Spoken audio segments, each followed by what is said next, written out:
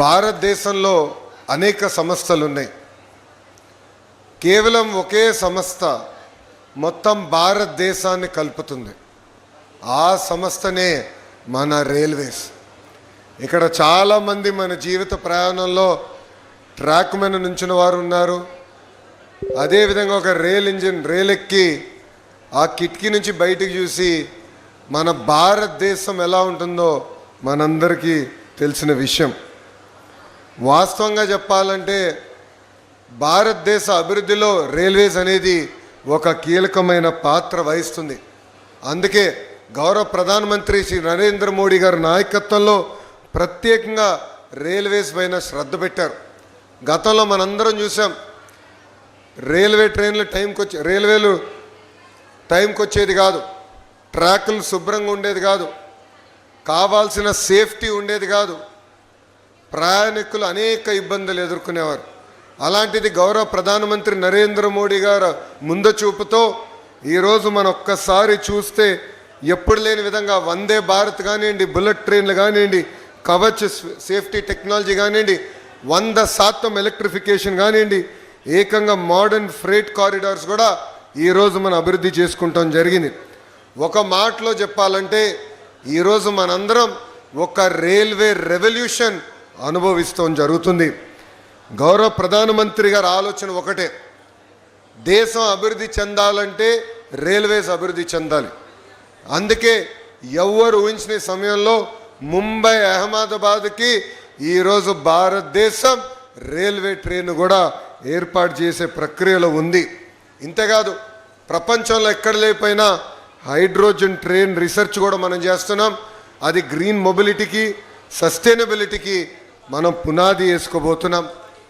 ఈరోజు Kavach automatic train protection system కూడా వచ్చింది.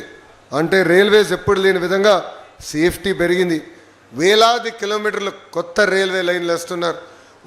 ఉన్న రైల్వే లైన్లు కూడా మోడర్నైజ్ చేస్తున్నారు. దానివల్ల కనెక్టివిటీ పెరుగుతుంది. మేడం గారు డ్యాష్ పడినప్పుడు ఒకటే చెప్పాను, పెమ్మసాని గారు కూడా ఇక్కడే ఉన్నారు. మన మంగళగిరిలో ట్రైన్లు ఎక్కువ ఆగేటట్టు చేయాలని ఈ సభాముఖంగా పెద్దలందరూ కూడా నేను కోరుతున్నా.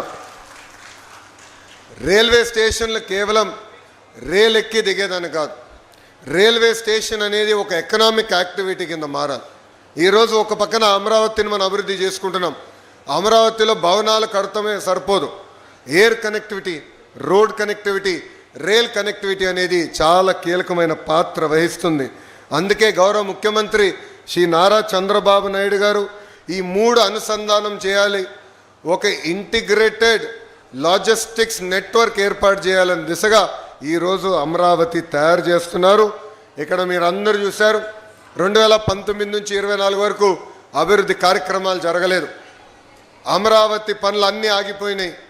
అలాంటిది ఈరోజు ఒక పక్కన చంద్రబాబు నాయుడు గారు, ఇంకో పక్కన గౌరవ ఉప ముఖ్యమంత్రి పవన్ అన్న గారు కలిసి పెద్ద ఎత్తున అమరావతి పనులు కూడా పరిగెత్తిస్తాం జరుగుతుంది. మనందరి లక్ష్యం ఒకటే, అమరావతి అనేది ఒక గ్లోబల్ సిటీగా తయారు చేయాలని.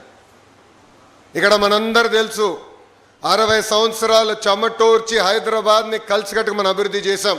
అలాంటిది 2014లో కట్టుబట్టలతో మెడబట్టి మనం బయటికి గెంటేశారు. ఈరోజు నేను ఎప్పుడు హైదరాబాద్ చూసినా అసూయపడుతున్నా. అక్కడ ఎయిర్పోర్ట్ కానీ, రైల్వే స్టేషన్ కానీ, ఆ ఐటీ టవర్లు చూస్తే నాలో అసూయ ఉంది. ఆ అసూయ నాలో కసి పెంచింది.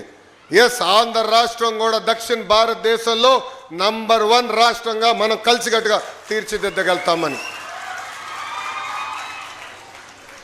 డబుల్ ఇంజన్ సర్కార్ అనేది చాలా అవసరం. కేంద్రంలో నరేంద్ర మోడీ గారు, రాష్ట్రంలో చంద్రబాబు నాయుడు గారు, ఇద్దరు కలిసికట్టుగా ఆంధ్ర రాష్ట్రాన్ని అద్భుతంగా అభివృద్ధి చేస్తున్నారు. ఈరోజు వాస్తవంగా చెప్పాలంటే మనందరం నరేంద్ర మోడీ గారు రుణపడి ఉండాలి.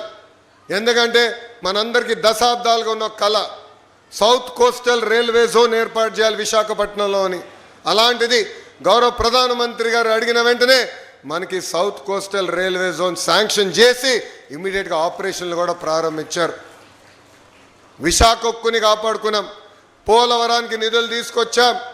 ఈరోజు ఏకంగా మంగళగిరి భూగర్భ డ్రైనేజ్ మనం ఏర్పాటు చేసుకుంటున్నామంటే దాంట్లో కేంద్ర ప్రభుత్వం కూడా నిధులు ఇస్తుంది. కేంద్ర ప్రభుత్వ నిధులు, రాష్ట్ర ప్రభుత్వ నిధులు కలిసి ఈరోజు ఎప్పుడు లేని విధంగా మన మంగళగిరిని కూడా మనం అభివృద్ధి చేసుకుంటాం జరిగింది.